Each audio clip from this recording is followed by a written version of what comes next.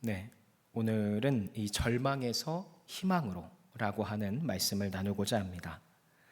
오늘 본문의 핵심 메시지는 가장 그 절망적인 상황에서 우리는 어떻게 희망을 찾을 수 있는가? 어떻게 하나님을 신뢰할 수 있는가? 이것에 대한 답인데, 이것은 바로 다윗의 고백에서 확인을 할 수 있다는 거예요. 다윗은 절망의 순간에 기도의 자리로 늘 나아갔죠. 그리고 그 기도는 누워 자고 깨고 반복적인 기도, 그러니까 철야 기도와 같은 그런 형태였습니다. 끈질기게 하나님을 붙잡고 장시간 동안 씨름을 했던 것이죠. 그 결과 하나님의 응답하심을 느끼고 자기를 붙들어주고 계시다는 사실을 다윗이 깨닫게 돼요. 하나님이 함께 하신다는 것을 깨달은 다윗은 반드시 자기를 하나님이 책임져 주시겠구나, 지켜주시겠구나라고 하는 확신이 든 거죠. 왜? 하나님이 나와 함께 한다라는 그것을 느꼈기 때문에. 그래서 이전의 절망을 버리고 오히려 자신을 조롱하던 원수들을 향해서 비웃으며 오히려 하나님을 찬양함으로 오늘 이 시편의 말씀이 끝을 맺게 되는 겁니다. 여러분, 이 시편 3편의 소제목이 뭡니까? 다윗이 그의 아들 압살롬을 피할 때에 지은 시입니다.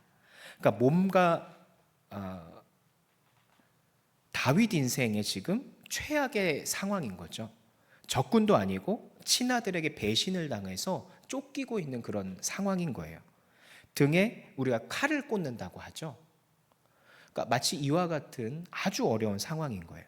다윗의 마음은 이때 어땠을까? 노년에 이르러서 기운도 없고 지금 정신도 막 흐려지고 정치를 하느라 그동안 마음이 많이 지쳐왔는데, 그런데 하루아침에 쫓기는 신세가 되어버렸으니까 정말 인생 무상하구나, 정말 헛살았구나, 하나님 안 계신 건가? 난 뭘 위해 죽을 고비를 넘겨왔던가? 거기다 믿었던 이 신하들도 나를 조롱하는구나, 내가 살아서 뭐 하겠어? 이대로 삶을 마감하는 게 낫지 않을까? 이런 생각을 하고 있지 않았을까 싶은 거죠. 여러분, 사람이 엄청난 충격으로 모든 것을 잃었을 때 가장 믿었던 사람에게, 그리고 배신을 당하고 궁지에 몰렸을 때 누군가는 막 정신을 놓기도 합니다. 충격이 커서. 누군가는 무기력함을 느껴서 삶을 절망하기도 하죠. 마감하기도 해요. 누군가는 그냥 막 살아가기도 해요. 삶의 의지를 잃고 그냥 건강해지고 언제라도 죽을 준비가 된 것처럼 막 산다는 거예요. 여러분도 이것처럼 절망적인, 이런 더 이상 방법이 보이지 않는 그런 상황에 놓일 때가 있으셨고 있으실 겁니다. 오늘 말씀은 바로 그러한 절망에서 다윗이 어떻게 빠져나왔는가를 이야기를 하고 있는 거예요. 그 방법은 새로운 뭔가가 아닙니다. 여러분 다 알고 있는 거예요.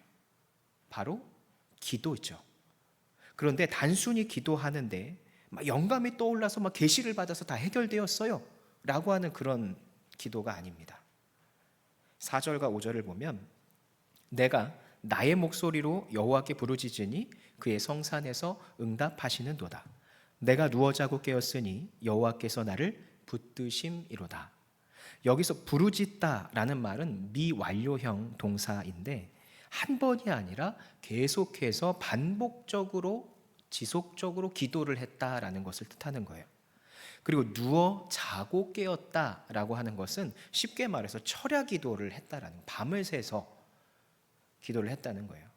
한참 기도하다 잠들고 다시 깨서 한참 기도하다 잠드는 그런 거를 반복했다라고 하는 표현인 거죠. 그러니까 결국 끈질기게 하나님과 씨름을 한 겁니다. 언제까지? 하나님이 하나님이 응답을 하실 때까지, 하나님이 마음의 평안으로 확신을 주실 때까지 기도했다라는 거예요. 이것처럼 우리도 절망이 찾아올 때는 지속적으로 끈질기게 하나님께 기도해야 되는 거예요. 답을 정해놓는 기도가 아니라, 어느 때까지 어느 종류의 해답을 주세요가 아니라, 하나님이 나에게 무엇을 말씀하실지, 하나님이 나에게 어떠한 평강으로 함께 하시는지 그 응답을 받기까지 우리가 끈질기게 수시로 기도해야 한다는 거예요. 만약 여러분에게 그래서 절망이 찾아온다면 다윗처럼 수시로 기도하시기를 축원합니다. 새벽이든 출근길이든 음식을 하든 쉬는 시간이든 틈이 날 때마다 기도를 하시라는 거예요. 그래서 기도하다 잠들고 틈날 때마다 기도하고 다시 잠들고 쉬었다 다시 기도하고, 마치 다윗이 철야 기도를 했던 것처럼 여러분들이 반복적이고 끈질기게 하나님을 붙잡는 기도를 하시라는 거예요. 그래서 기도하다 잠들고 깨어나서 다시 습관처럼 기도하는 여러분이 되실 때 어느샌가 하나님이 여러분에게 평강으로 임하시고 응답하시게 된다는 것이죠. 이와 같은 기도 끝에 다윗은 어떻게 변했죠?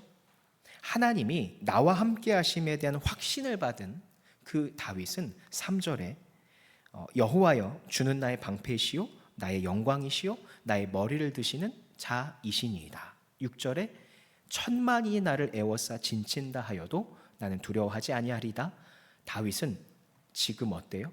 자신감이 막 넘쳐 흐르고 있죠. 말미에 어떤 공격에도 자기를 하나님이 지키신다는 확신을 가지고 두려움을 완벽하게 극복한 그런 모습을 보여줘요. 다윗은 노년이고 기력도 없고 더 이상 자신의 편도 많지 않은 그런 상황인데 하나님께 끈질기게 기도했더니 하나님이 주시는 평강, 아직 하나님은 나와 함께 하시는구나, 나에게 응답하시겠구나, 이 확신이 드니까 기운이 넘쳐나고 자신감이 넘쳐나는 거예요. 이처럼 끈질기고 지속적인 기도는 우리의 믿음을 강하게 하는 거예요. 하나님이 나와 함께 하심을 더 확신하게 하는 겁니다. 여러분이 삶의 절망의 순간에 있을 때 끈질기고 지속적인 기도를 하셔야 하는 거예요. 그 기도의 끈을 놓지 않고 계속해서 습관처럼 하다 보면 하나님이 여러분에게 응답을 하신다라는 거예요. 그리고 여러분을 결국 그 절망에서 건져서 희망으로 여러분을 인도해 주신다라는 겁니다. 그때가 되면 여러분은 여러분의 입술로 이미 선포하고 있을 거예요. 다윗처럼 7절에 여호와여 일어나소서 나의 하나님이여 나를 구원하소서 주께서 나의 모든 원수의 뺨을 치시며 악인의 일을 꺾으셨나이다. 구원은 여호와께 있사오니 주의 복을 주의 백성에게 내리소서. 다윗이 지금 확신에 찬 승리의 선포를 하고 있죠. 믿음의 선포를 하고 있어요. 그리고 8절에 주의 복을 주의 백성에게 내리소서라고 하면서 왕만이, 그러니까 기름 부음 받은 이스라엘의 왕만이 할 수 있는 백성의 축복을 간구하는 그 선포를 하고 있습니다. 이미 다윗은 표면적으로는 왕위를 잃었지만 지금 이미 다윗은 어떤 상태예요? 자신이 왕으로서의 지위가 회복되었음을 믿고 선포하고 있는 겁니다. 여러분도 절망에서 희망으로 이처럼 변화하실 수 있어요. 바로 지속적이고 끈질긴 기도를 할 때 할 수 있다는 겁니다. 이미 내 상황이 아직 나아지지 않았어도 나는 좋아질 수 있다, 나는 승리할 수 있다는 확신에 찬 이런 선포를 여러분이 끈질긴 기도를 통해서 얻어낼 수 있다고 한다는 겁니다. 그러므로 쉬지 않고 기도함을 통해서 절망에서 희망으로의 축복을 누리시는 성도님들이 되시기를 예수님의 이름으로 축원합니다. 기도합니다.